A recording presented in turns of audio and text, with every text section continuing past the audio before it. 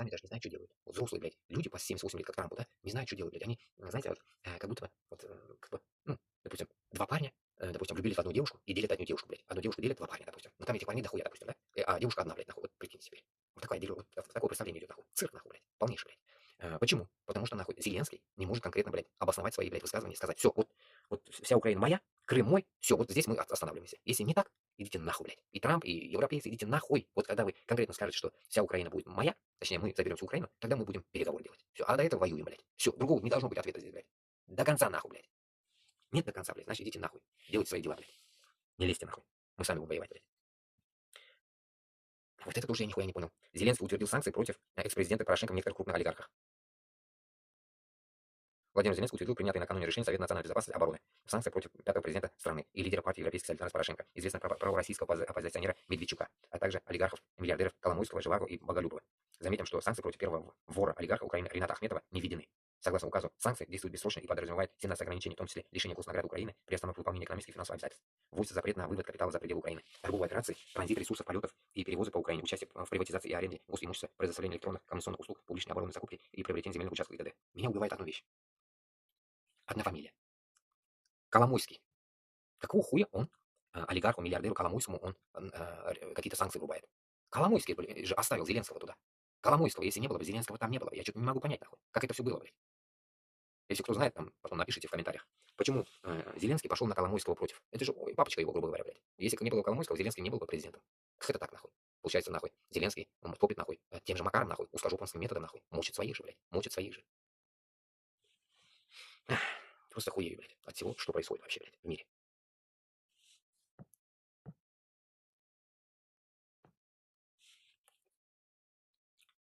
Так.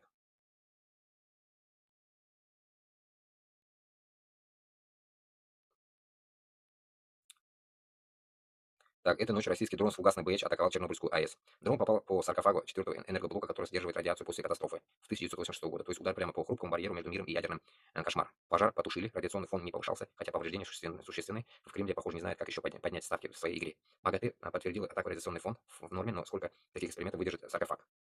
Я хуй его знает.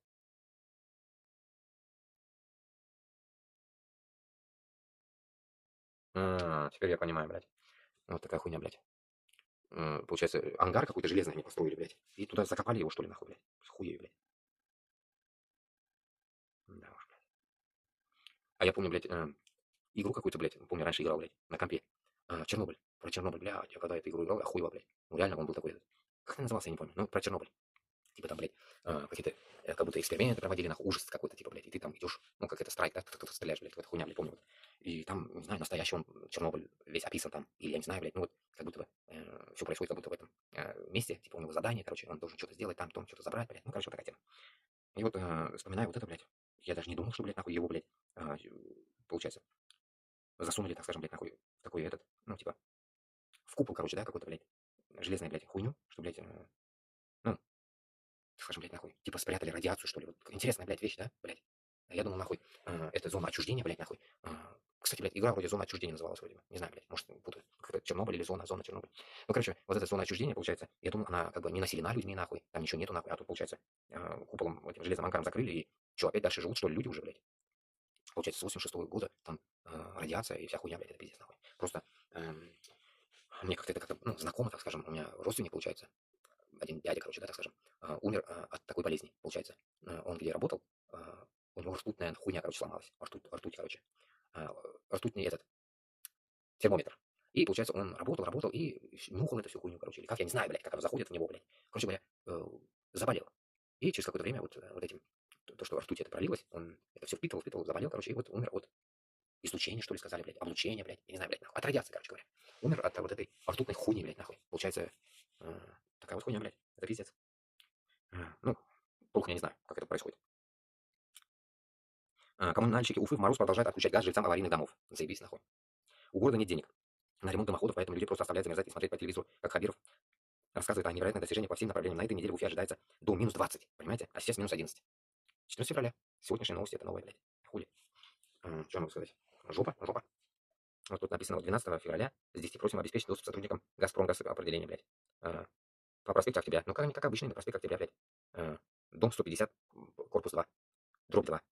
Ну да, Орджоникидский район. Черниковка, ёпта. Ну, 150 это конец октября. Проспект, считай, это в Ебенях, нахуй, там, на том краю, блядь. Ну, так скажем, блядь. Как раз Черниковка у нас это как бы как такой же, блядь, типа этот, зона отчуждения, блядь, Уфы. Чернобыль, нахуй.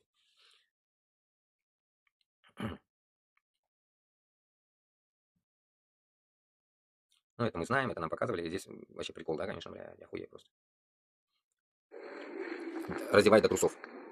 Сейчас прочитаю, где это такая хуйня.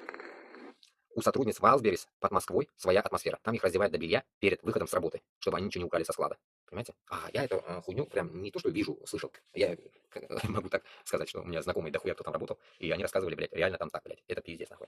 Это Вайлсберри, это, так скажем, место, где повезет, заработаешь, не повезет, кинут, нахуй. Вот такое место, нахуй. Это вот эта кореянка ебаная, нахуй. Это та еще мразь, нахуй, начальница эта, блядь, сучара ебаная. Вайлсберри на складе особенно кидают жестко, блядь, на складе. Не дают этот бабки, короче, не дают. Работаешь, короче, как обезьяна, нахуй, день и ночь. Вот так еще вдобавок раздевают. Когда заходишь, переодеваешься или что, я не знаю. Когда выходишь, вот так раздевают. И плюс еще, нахуй, блядь, говорят, блядь, нахуй. Даже, ну, то, что до трусов это раздевать, понятно, нахуй. Ну, и этот, как это, блядь, нахуй. Вот сейчас тут женщины там, нахуй, а проверяет мужчины, блядь, удивительно, нахуй, блядь. Там женщина, мужчина, блядь, не волнует, нахуй, блядь. Ты до трусов должен раздеваться. И представьте, нахуй, вы отправили туда свою жену, блядь, нахуй. Охуеть, да, блядь, нахуй. Твоя жена каждый день в Валсбере работает, и вот так она до трусов раздевается каждый день, блядь. Заебись, нахуй, жизнь, блядь. Я хуй его знает, я не знаю, блядь, где еще такое есть, блядь. Ай, блядь. Башкирское сопротивление. Провокация как инструмент. Сейчас.